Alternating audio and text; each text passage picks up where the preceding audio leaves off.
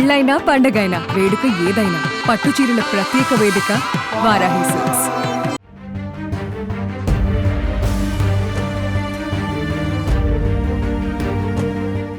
తమిళనాడులో అమానవీయ ఘటన చోటు చేసుకుంది.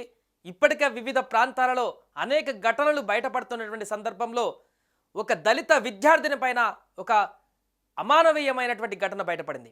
పీరియడ్స్లో ఉన్నటువంటి ఒక దళిత విద్యార్థిని పరీక్ష రాసేందుకు వస్తే ఆమెను ట్రీట్ చేసినటువంటి విధానం ఇప్పుడు ఒక్కసారిగా చర్చనీయాంశంగా మారింది. ఆమెను తరగతి బయట కూర్చోబెట్టారు. నెలసరి శుభ్రత పైన ప్రభుత్వాలు పాలసీలు రూపొందిస్తూ అవగాహన కార్యక్రమాలు చేపడుతుంటే కొందరు మాత్రం ఇలా మూర్ఖత్వాన్ని ప్రవర్తిస్తున్నారు. ఇంగిత జ్ఞానం కూడా లేకుండా ఈ యొక్క ప్రవర్తన సభ్య సమాజాన్ని కూడా ప్రశ్నించేటువంటి ప్రయత్నానికి దారితీస్తుంది. ஏன் இங்கே உட்காந்து எக்ஸாம் எழுதிட்டு இருக்கா? கட்டு என்ன எக்ஸாமு? என்ன எக்ஸாம் பாப்பா? ஏன் இங்கே உட்காந்து எழுதிட்டு இருக்கா? யார் இங்கே உட்காந்து எழுத சொன்னது? எந்த மிஸ்ஸு? பிரின்ஸிபல் மிஸ்ஸு உனக்கு இங்கே உட்காந்து படியில் உட்காந்து எக்ஸாம் எழுத சொன்னாங்களா? இதுக்கு முன்னாடி எப்போ எழுதுன எக்ஸாமு? மண்டே இப்போ இங்கே தான் உட்காந்து எழுதுனியா? எந்த டெஸ்கில் முன்னாடி உட்காந்து பாஸ்போர்ட்டில் தான் உட்காந்து எழுதுனியா? சரி எழுது. ஏன் மிஸ் ஒன்றும் சொல்லலையா? உள்ள கிளாஸ்க்குள்ள உட்காரணும் நீ சொல்லலையா?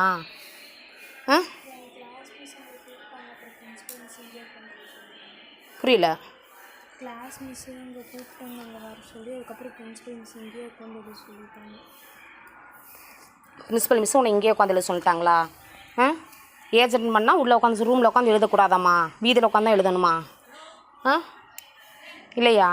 అసలు ఏం జరిగింది అనేటువంటి వివరాల్లోకి వెళ్తే కోయంబత్తూరులో 8వ తరగతి చదువుతున్నటువంటి ఒక విద్యార్థికి రీసెంట్గా ఈ మంత్లో ఏప్రిల్ 5న మొదటిసారిగా ఋతుక్రమం మొదలైంది. దీంతో 2 రోజుల తర్వాత అంటే ఏప్రిల్ 7వ తారీఖున తన పరీక్షలు హాజరవ్వడం కోసం, ఫైనల్ పరీక్షలు కాబట్టి హాజరవ్వడం కోసం రాసేందుకు ఆమె స్కూల్కి వచ్చేసింది.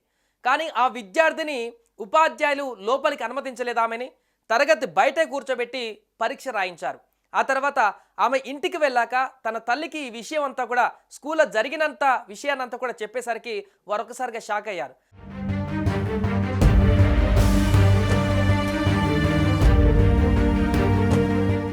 దీంతో బుధవారం ఆ బాలిక తన తల్లితో కలిసి స్కూల్కి వచ్చారు. కానీ అప్పుడు కూడా ఆ విద్యార్థిని ఉపాధ్యాయులు బయటే కూర్చోబెట్టి పరీక్ష రాయించారు. తన కూతురికి జరిగినటువంటి ఘటనను ఆ తల్లి ఇక ఏం చేయలేక వీడియో తీసి రికార్డ్ చేసి సోషల్ మీడియాలో పోస్ట్ చేసింది. అది కాస్త వైరల్గా మారింది. దీంతో పాఠశాల యాజమాన్యం పైన విమర్శలు వ్యక్తమవుతున్నాయి. బాలిక తల్లి విద్యాశాఖ అధికారులకు కూడా మరొక వైపు ఫిర్యాదు చేసింది. ప్రస్తుతం దీనిపైన విచారణ జరుగుతుంది. ఇదిలా ఉండగా మధ్యప్రదేశ్లో కూడా మేరాట్లో 11వ తరగతి విద్యార్థిని పరీక్ష రాస్తుండగా పీరియడ్స్ వచ్చాయి. శానిటరీ నాప్కిన్ కావాలని అడగగా ఉపాధ్యాయుడు ఆమెను బయటకు పంపించేశాడు. దీంతో అమ్మాయి తన తండ్రికి చెప్పింది. దీంతో పోలీసులకు ఫిర్యాదు చేశారు ఇద్దరు కలిసి. సో ఇలాంటి సమయంలో ఉపాధ్యాయులు చాలా ఉన్నతమైనటువంటి ఆలోచనతో ఉండాల్సినటువంటి ఉపాధ్యాయులు ఇలా అమ్మాయిలను నిర్మోహమాటంగా క్లాస్ గదిలో నుంచి బయటకు పంపించడం, పరీక్షను రాయనివ్వకుండా బయట కూర్చోబెట్టడం, మిగతా అమ్మాయిలతో పాటుగా ట్రీట్ చేయకుండా తనని ఏదో అవమానించేటువంటి పరిక్రమలకు దారితీయడం అనేది కూడా ప్రస్తుతం ఈ యొక్క చర్యలు అనేటివి కూడా దేశవ్యాప్తంగా కూడా చర్చనీయాంశంగా మారాయి. ఒకవైపు మహిళల పట్ల జరుగుతున్నటువంటి దారుణాలు, మహిళలను గౌరవించాలంటూ ఉపాధ్యాయులు మిగతా సంఘాలన్నీ కూడా మరొక వైపు వారిని రక్షించుకోవాలంటూ కూడా ఉపోద్ఘాతాలు ఇస్తూ, మరొక వైపు ఇంటర్నల్గా జరుగుతున్నటువంటి ఇలాంటి ఘటనలు చూస్తే ఇది ఏ రకమైనటువంటి సమాజంలో మెసేజ్ ఇచ్చేటువంటి వార్తలుగా మారుతాయి అనేటువంటి విషయం పైన అయితే చర్చ కొనసాగుతుంది. ఏదేమైనా ఈ 2 ఘటనలు అయితే ప్రస్తుతానికి సెన్సేషన్గా మారాయి. ఈ ఘటన పట్ల అక్కడ వాళ్ళు ట్రీట్ చేసినటువంటి విధానం పట్ల వారిని ఖచ్చితంగా తగు చర్యలు తీసుకోవాలి.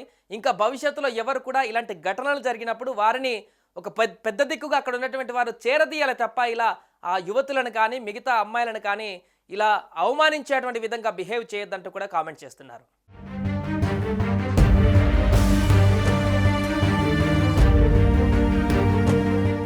సుమన్ టీవీలో మీ పర్సనల్ అండ్ బిజినెస్ ప్రమోషన్స్ కోసం కింది నెంబర్కి కాంటాక్ట్ చేయండి.